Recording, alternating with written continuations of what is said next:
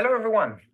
First, I will apologize for taking so long to answering these questions since my presentation. I've just been a little bit busy with the end of term.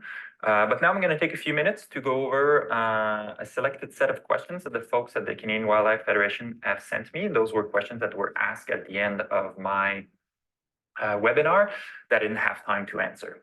So let's go in order here. So question number one, are turtles selective about what is on the bottom of the lake, whether it's mud, rocks, sand, or something else when they select their overwintering location?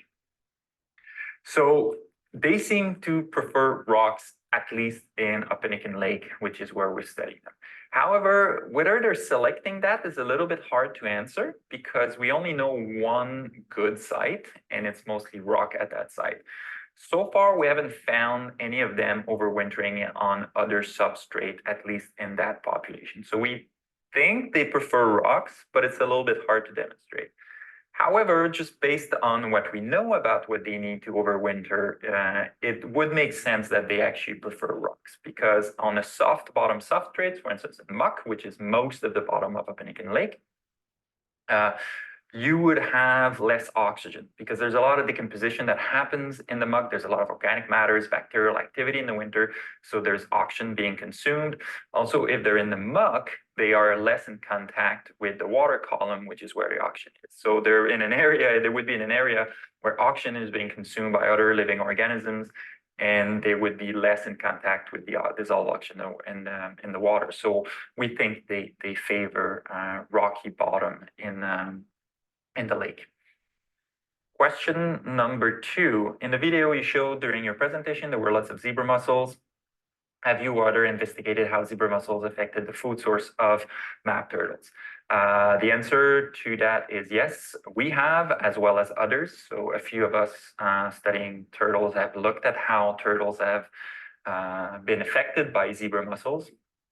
So interestingly, map turtles, northern map turtles, are mollusk specialists. So they mostly feed on mussels and snails, and that's what their normal diet is. And so zebra mussels have become an important food source for them.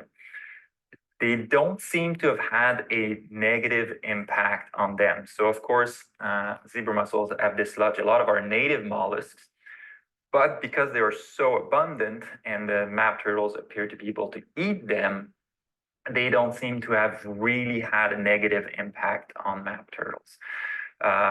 So a lot of people ask, well, can map turtle actually control zebra mussels population? And I don't think they can. Even though they eat a lot of them, the populations of turtles are relatively small compared to populations of zebra mussels. So we've made some quick calculations using our data from Oppinicon, and we don't think the zebra mussel can even eat 1% of the biomass of zebra mussel in the lake. So they eat them. They don't seem to have impacted them in a negative way, but I don't think the map turtles actually are capable of controlling zebra mussels, at least in areas where they're super abundant. Question number three, do otters also prey on map turtles in other seasons, or is it mostly in the winter? So as far as I can tell from reading papers on otter diet, turtles are not a very common prey item in their menu. So otters tend to feed on fish, largely on fish. They also eat frogs or snakes or crayfish.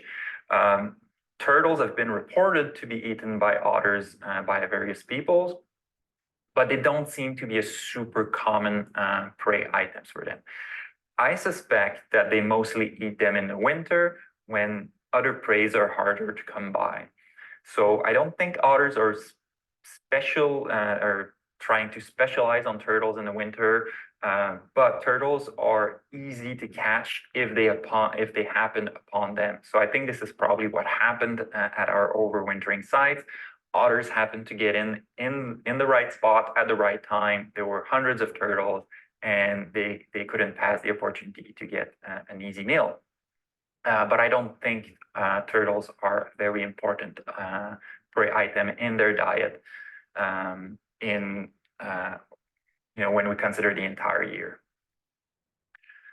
Question number 4, does your research look at the distance map turtle move during overwintering?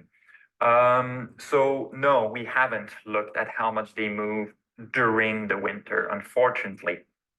When we conducted our last study with the accelerometers on the turtles, we had some issues with the radio transmitter, which were the device that would have allowed us to track them from location A to location B. So we haven't done that, but other people have looked at how much turtles move in the winter, and it's usually on the scales of meters. We found that, for instance, musk turtles can move 50, 60 meters over the winter. People have found that wood turtles will move in the scales of maybe 10 meters. So we're not, they're moving on a regular basis, but they're not covering huge distances. Question number 5, are you seeing a change in turtle hibernation location after the otter predation event you observed? No, we haven't. This would be hard to document using the techniques we're using to study the turtle population right now. But I think turtles are extremely faithful to their overwintering site. So they go back year after year to the same site.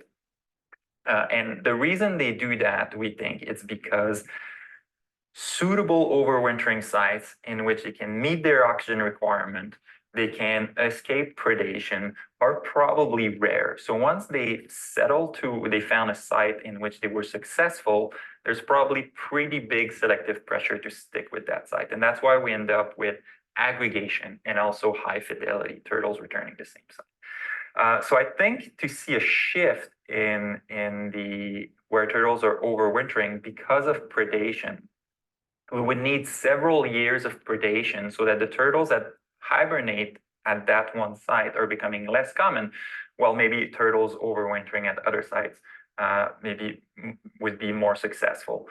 So I think that's what would need to happen to see a shift. Unfortunately,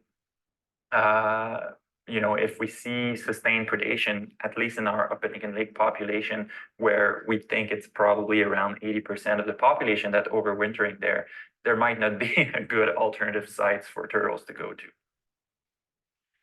Question number 6. Do the turtles you've marked always return to the same overwintering sites? Well, I kind of answered this in the previous questions, and the answer is yes, they do. We don't know if they return every single year because we don't catch every individual every year. But looking at the long-term data, some individuals have returned many, many times to the site, and we assume that in the year in betweens where we didn't catch them, we just missed them. It's not that they were somewhere else, they were probably there, but we just missed them because we only have about 2 to 3 weeks to catch turtles in the spring, and some individuals move away from the hibernation site as soon as the ice is off. So these individuals are less likely to be captured in the spring. So we miss a lot of them in the spring, but we think that most of them do return to the same site winter after winter.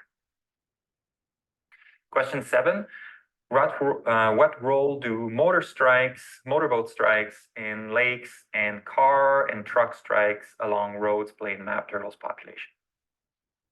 Well, roads in general for all turtle population is a major liability and is probably, after habitat destruction, the #1 cause of their decline, at least in parts of the world where there's a lot of roads like Ontario. So this is a big deal. I think for map turtles, it is also a big deal. In Upper Lake, it may not be as a big deal as in other populations. So for instance, in the Thousand Island, where there's lots of roads, simply because there is only one major road that runs along the lake. And fortunately for map turtles, there's not a ton of them that will nest along that road. I think that road is a liability for blending turtles, for snapping turtles, for painted turtles, but not so much for map turtles. I've seen dead map turtles on that road, but not at a high frequency. Motorboat strikes is something that is a little bit harder to document because when a turtle gets hit on the road, it's easy to find out turtles. When a turtle gets hit and killed by a boat, it usually sinks at the bottom and gets picked up by scavengers or decomposes, and they don't find it. So in all the years that I've been studying map turtles in Upper Lake, I found 3 adult females that had been killed by a boat. So they had a clear cut across their carapace and they were found dead in the water.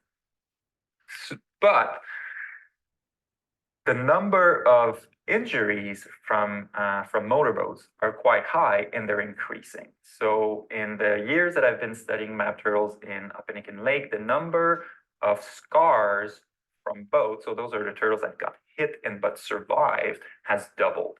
So we can probably infer that the amount of mortality from these strikes has also doubled. Now, not knowing how many of these turtles that get hit actually die, what we did is that we did a little mathematical exercise in which we asked the simple questions. How much mortality from boats would be too much mortality? And what we found is that if only about 5% of the turtles, that the females that get hit by a boat die, the population will start declining towards extinction. So we might already be there. We don't know. So I think this is going to be something that will require some more stringent regulations if we want to protect turtles in water bodies where there's a lot of motorboat activities, because I think it's a big liability for turtles. But also it causes all kinds of other issues for other wildlife. There's the issue of noise pollution underwater. There's the issue of wakes that can flood nests, for instance, of loons and other shorebirds. And of course, there's the issue of erosions. So as we see more and more motorboats on lakes, I think we'll have to be a little bit more educated about how to use these machines in our water bodies if we want to keep wildlife around. And finally, question 8 is, how big is the population of map turtles in Upper Lake, and how did the 158 dead you found impact the population numbers? So we think the population size is around 1,600, although those are fairly old estimates. So these are calculations I've made about 10 years ago. Now I'm working with a statistician to get more up-to-date estimates using the last 10 years of data. So hopefully this winter we'll have better numbers or more up-to-date numbers, but it's probably just under 2,000 or between 1,500 and 2,000. So roughly, the otters killed about 10% of the population that one winter, which is a huge fraction of the population. So we hope that this is one in a few decades type of events, because for a turtle population to bounce back from that kind of mortality can take decades or even centuries, depending on the species. So turtle population cannot sustain high rates of adult mortality such as this for long periods of time. So we really hope that this is an unusual event, but time will tell. Unfortunately, it seems that otter populations are on the increase across all of North America, probably as a result, at least in part as a result of reduce in trapping pressure and the absence of large predators like wolves in most areas. So we may see more winter predation of turtles by otters in the future. Time will tell, as I just said. All right, so that's all the questions I had. So thank you for listening, and I hope I answered your questions.